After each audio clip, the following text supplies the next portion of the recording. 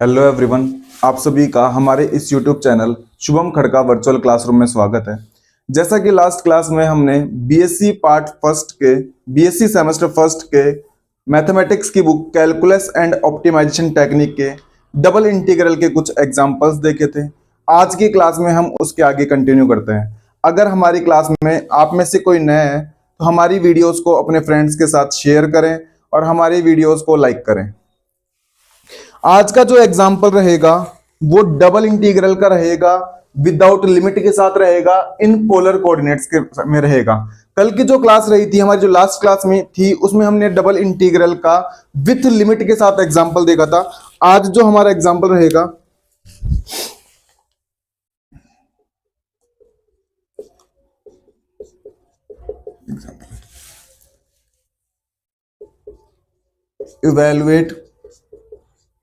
Evaluate double integral region R square D theta D R where R is the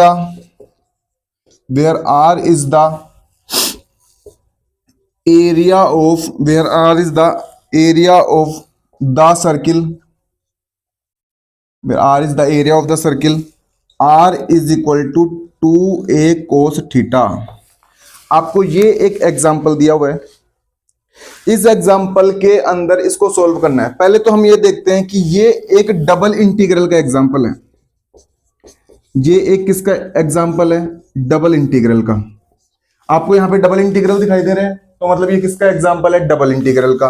क्या आपको limit दी हुई है? क्या लिमिट नहीं दी हुई, तो मतलब ये विदाउट लिमिट का एग्जाम्पल है। विदाउट लिमिट का। क्या ये x और y में है? क्या नहीं, ये किसके अंदर है? r और थीटा में। मतलब ये एग्जाम्पल है पोलर कोऑर्डिनेट्स का। किसका एग्जाम्पल है? पोलर कोऑर्डिनेट्स का। ये डबल इंटीग्रल का हमारा लास्ट टाइप है। इससे पहले हम 3 टाइप कवर कर चुके हैं, जिनमें पहला type double integral with limit in Cartesian coordinate, दूसरा type double integral without limit in Cartesian coordinate, third type double integral with limit in polar coordinates, और आज हमारा फोर्थ टाइप है double integral without limit in polar coordinates. जहां तक मेरा experience है, exam के अंदर जो क्वेश्चंस पूछे जाते हैं वो विदाउट लिमिट के पूछे जाते हैं, क्योंकि विथ लिमिट वाले एग्जाम्पल्स तो फर्स्ट सिंगल इंटीग्रल की तरह ही होते हैं। डबल इंटीग्रल विदाउट लिमिट पूछे जाते हैं एग्जाम के अंदर। अब बात आती है कि इस एग्जाम्पल को कैसे सोल्व किया जाए।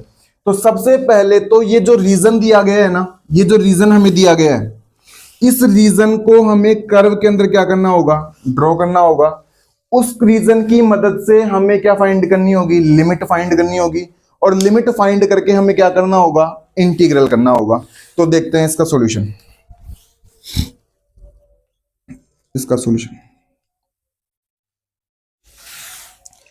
सबसे पहले बुक वाला कहना चाहता है कि ये डबल इंटीग्रल सोल्व करने के लिए आपको जो रीजन बनाना पड़ेगा वो सर्किल बनाना पड़ेगा। क्या बनाना पड़ेगा? सर्किल। और उस सर्किल की पोलर में इक्वेशन क्या दी हुई है? r is equal to 2a cos theta. Book वाले ने इक्वेशन दी है r is equal to 2a cos theta. अब पहली बात तो मुझे ये सर्किल बनाना ही नहीं आता। इसकी रेडियस कितनी है, इसका सेंटर कितना है, हमें पता ही नहीं है। तो सबसे पहले सर्किल बनाने के लिए हमें इसका सेंटर और इसकी क्या फाइंड करनी होगी? रेडियस फाइंड करनी होगी। एक काम करते हैं, बोथ साइड में r से क्या कर देते हैं? मल्टीप्लाई। बोथ साइड में r से मल्टीप्लाई करोगे तो इधर कितना आएगा? 2ar cos theta. 2ar cos theta. आप मुझे एक बात बताएं, क्या आप ये जानते हैं क्या? जैसे कि मान लो ये हमारा कोई प्लेन है, ये हमारा ओरिजिन है, जहां पे हमारा कोई पी पॉइंट है। इस पी पॉइंट के लिए ये डिस्टेंस मेरी x है और ये डिस्टेंस मेरी कितनी है? y। ये डिस्टेंस मेरी कितनी है? y है। तो इस p के कोऑर्डिनेट मेरे कितने रहेंगे? x, y। x, कितने रहेंगे? y। ये डिस्टेंस मेरी अगर r है इस p तक पहुंचने के लिए, ये डिस्टेंस मेरी कितनी है? r है, और ये मेरा एंगल कितना है? थीटा। ये मेरा एंगल कितना है? थीटा। तो इस P के पोलर कोऑर्डिनेट्स क्या रहेंगे, r comma theta, r comma क्या रहेंगे, थीटा। क्या ये एक राइट एंगल ट्राइंगल बन रहा है क्या, ये एक बिल्कुल राइट एंगल ट्राइंगल बन रहा है। इसको कुछ नाम दे दो, OPM दे दो इसको, OPM। क्या OMP एक राइट एंगल ट्राइंगल है क्या, बिल्कुल। अगर राइट एंगल ट्राइंगल में आप फॉर्मूले लगाओ तो x अपॉन r कितना बनेगा, x अपॉन r कितना बनेगा, cos theta. It implies x बराबर कितना आएगा, r cos थीटा। x आधार बटे कर्ण, बेस अपॉन हाइपोटेनस कितना होता है, cos थीटा होता है। और y अपॉन r कितना होगा, sin थीटा। यानी कि परपेंडिकुलर अपॉन हाइपोटेनस कितना होता है, sin थीटा होता है। It implies y is equal to कितना आएगा, r sin थीटा। आपको ये दोनों फॉर्मूले याद है। साथ ही साथ हाइपोटेनस का होल स्क्वायर किसके इक्वल होता है, हाइपोटेनस का होल स्क्वायर होता है बेस के होल स्क्वायर के प्लस परपेंडिकुलर के होल स्क्वायर के। क्या आपको ये तीनों रिलेशन याद है क्या, x is equal to R cos theta, y is equal to R sine theta और r square is equal to X square plus Y square. ये तीनों इक्वेशंस रिलेशन होती है कार्टेशियन कोऑर्डिनेट और किसमें, पोलर कोऑर्डिनेट्स के अंदर। आप इनको डायरेक्ट याद रखना चाहें तो डायरेक्ट याद रख लें, और इस प्रकार से इनको निकालना चाहें तो इस प्रकार से आप इनका क्या देख सकते हैं, डेरिवेशन। तो क्या आर स्क्वायर की जगह मैं X square plus Y square लिख सकता हूं, बिल्कुल, X square plus Y square. 2a की जगह 2a, आर कोस थीटा की जगह मैं एक्स पुट कर सकता हूं, बिल्कुल पुट कर सकता हूं। तो क्या इसको ऐसे लिखा जा सकता है क्या, x square minus 2ax plus Y square is equal to 0, बिल्कुल लिखा जा सकता है इसको। क्या इसको इस प्रकार से लिखा जा सकता है क्या, x square minus 2ax plus A square plus Y square बराबर ए स्क्वायर। हमने बोथ साइड में ए स्क्वायर क्या कर दिया, ऐड कर दिया। आप इसको अगर ध्यान से देखें तो ये फॉर्मूला बन रहा है एक्स माइनस ए के होल स्क्वायर का, एक्स माइनस ए के होल स्क्वायर का। क्या इसको इस प्रकार से लिखा जा सकता है, वाई माइनस 0 का होल स्क्वायर, वाई माइनस 0 का होल स्क्वायर। और क्या इसको इस प्रकार से लिखा जा सकता है, ए स्क्वायर। अब इसको एक बार आप ध्यान से देखें, ये आपको एक सर्किल की इक्वेशन नजर आ रही है। इस सर्किल का जो सेंटर है वो है a,0 और इसकी जो रेडियस है वो कितनी है, a। तो मतलब इस पोलर इक्वेशन को हमने कन्वर्ट कर दिया किसके अंदर, कार्टेशियन इक्वेशन के अंदर। और कार्टेशियन इक्वेशन के अंदर कन्वर्ट करते ही हमें साफ नजर आया कि हमारा सेंटर तो कितना है, a, और हमारी सेंटर तो कितना है, a,0 और हमारी रेडियस कितनी है, a। तो हम सबसे पहले कर्व बनाते हैं।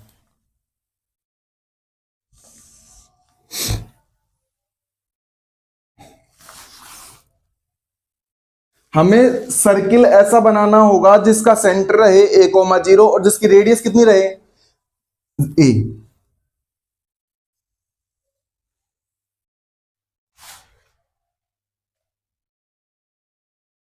ये हमने कोई एक सर्किल बनाया है, इस सर्किल के अंदर ये पॉइंट तो हमारा ओरिजिन पॉइंट, ये पॉइंट ऐसा मान लेते हैं जिसके कोऑर्डिनेट कितने हैं, a,0 और इसको मैंने नाम दे दिया a।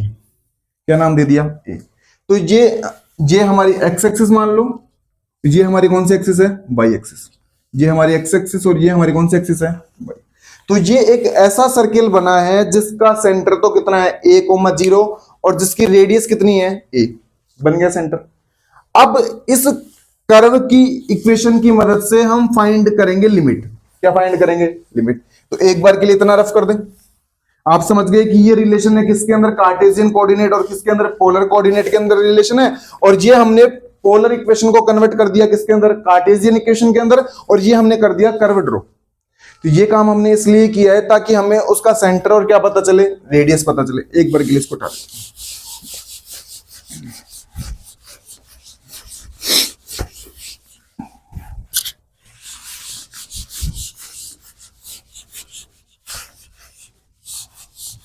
आप इनका स्क्रीनशॉट ले लें। अगर किसी ने हमारी वीडियोस को लाइक नहीं किया तो एक बार वीडियोस को लाइक करें, कमेंट करें और अपने फ्रेंड्स के साथ शेयर करें। तो इस रीजन को हटा दें एक बार। अब रीजन तो हम ड्रॉ कर ही कर चुके हैं।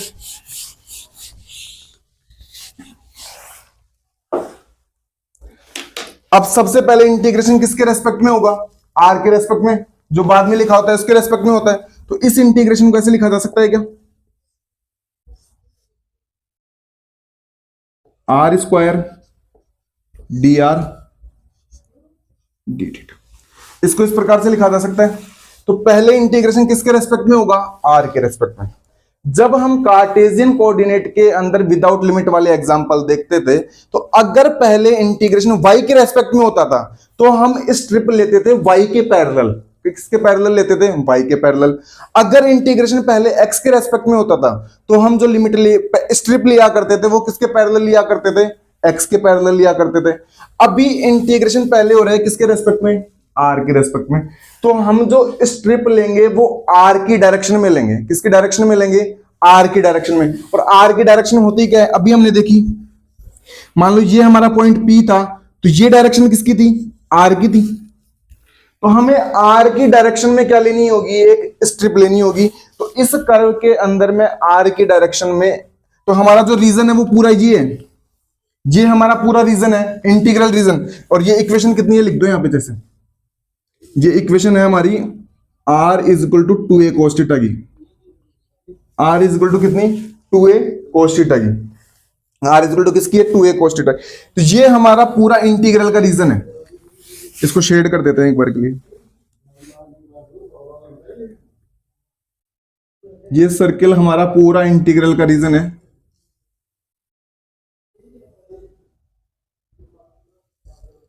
इस इंटीग्रल के अंदर हमें आर डायरेक्शन के अंदर क्या लेनी होगी? एक स्ट्रिप लेनी होगी। तो ये हम आर डायरेक्शन में एक ले लेते हैं स्ट्रिप।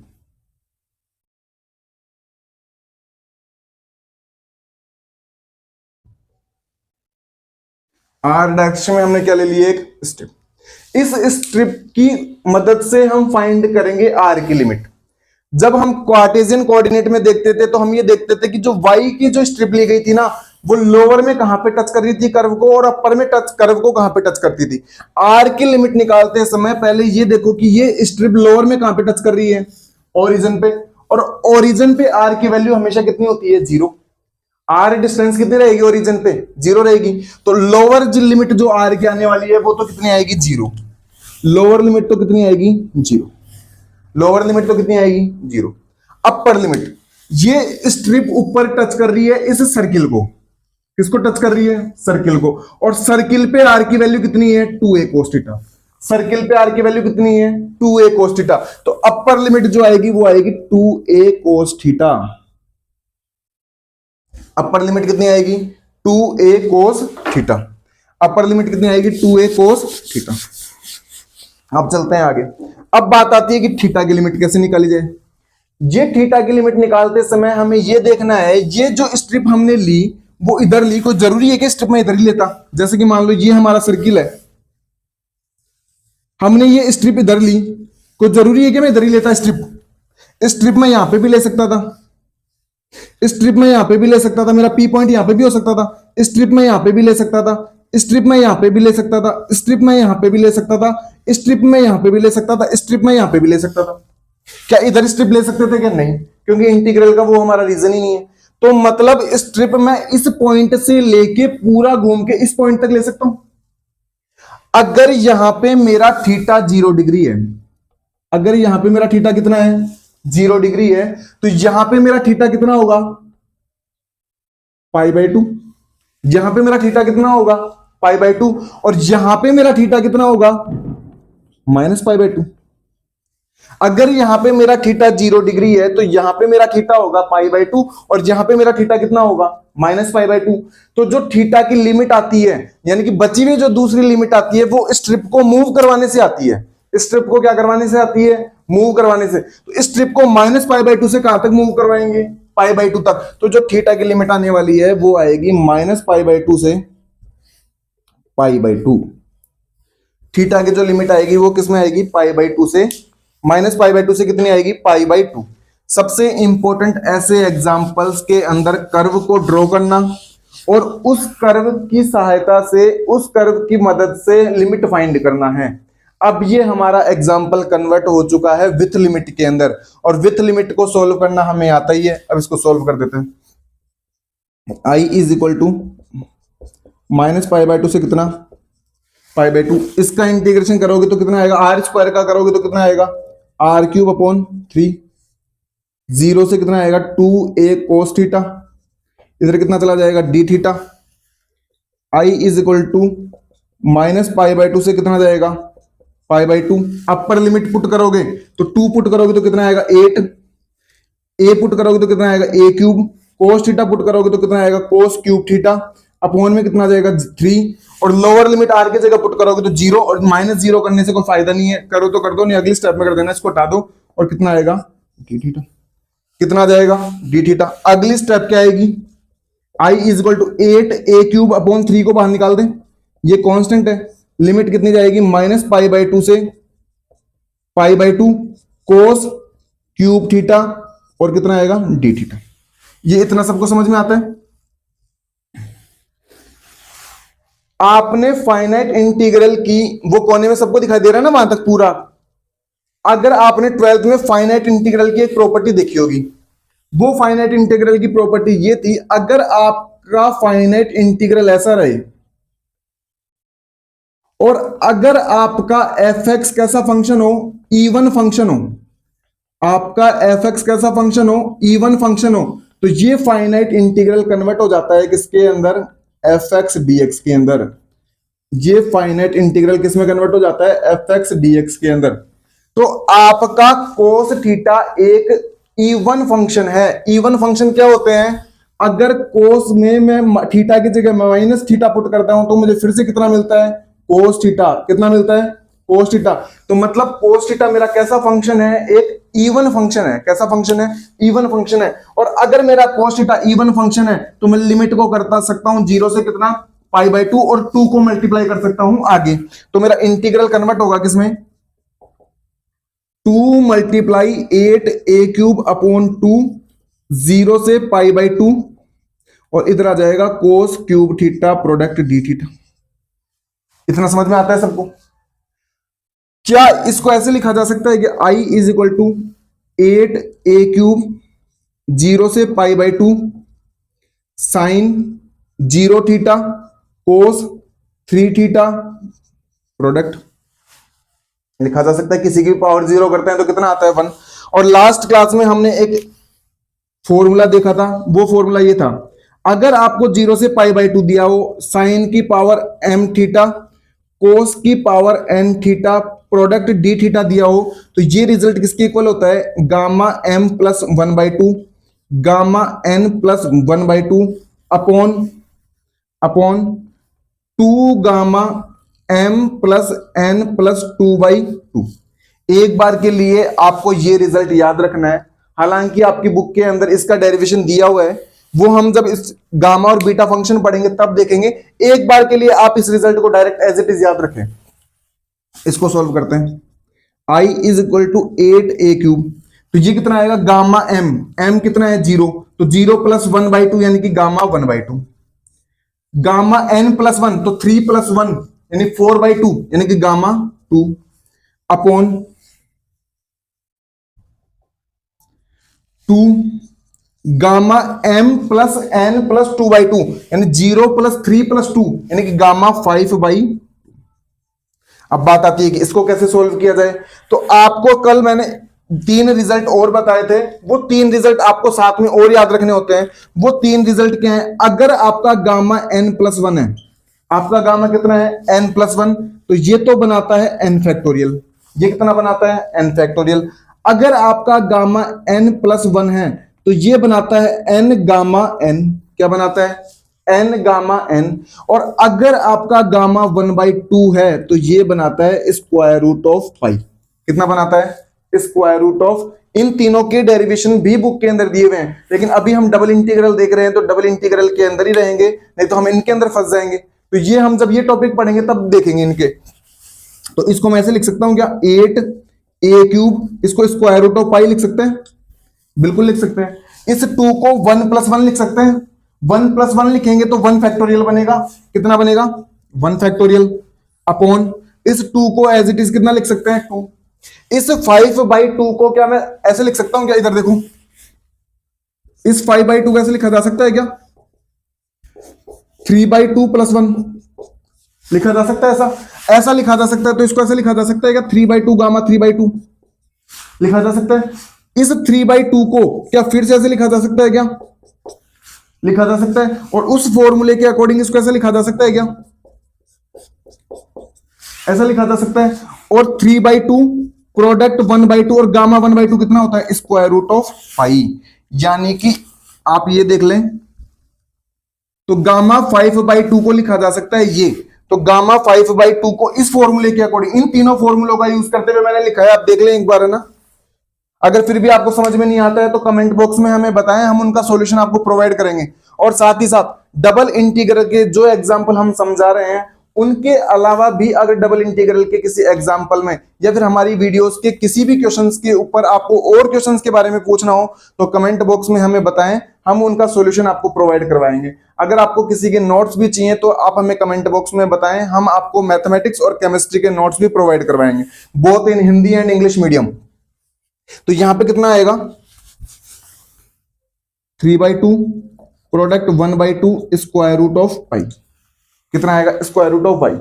अब इसको सॉल्व करते हैं, ये 2 से ये 2 गया, यहां पे 8a³ / 3 था, यहां पे छोटी सी मिस्टेक हो गई, सॉरी, यहां पे 8a³ / 3 है और हमने 8a³ / 2 कर दिया, यहां पे छोटी सी मिस्टेक हो गई, यहां पे 3 करो, 8a³ / 3 है, यहां पे 8a³ / 3 करो, और यहां पे भी 8a³ / कितना करो, 3, यहां पे भी 8a³ / कितना करो, 3, और मल्टीप्लाई में कितना करो, 2, यहां पे 3 था, मैंने गलती से 2 कर दिया, इसका ध्यान दें।